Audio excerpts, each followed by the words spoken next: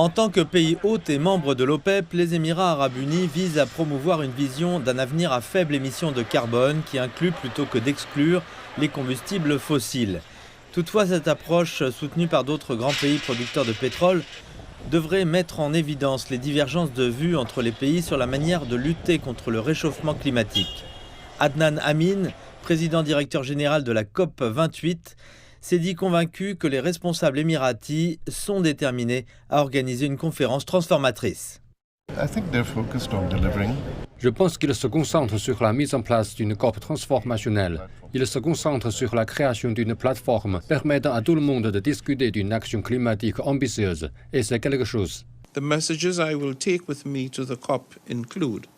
Les messages que j'emporterai avec moi à la COP sont les suivants. La nécessité de conclure les travaux et de rendre opérationnels les fonds et les mécanismes de financement pour les pertes et les dommages. Les pays les moins avancés, les pays en développement sans littoral et les petits États insulaires en développement ont besoin de ces ressources pour faire face aux conséquences du changement climatique sur leur communauté. Deuxièmement, la nécessité de soutenir la tentative de la présidence de la COP28 de tripler les capacités en matière d'énergie renouvelable.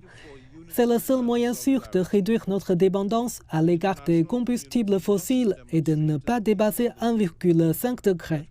Troisièmement, la nécessité d'accroître de manière urgente et spectaculaire le soutien à l'adaptation, y compris en atteignant un objectif mondial en matière d'adaptation et en augmentant de manière exponentielle les moyens financiers.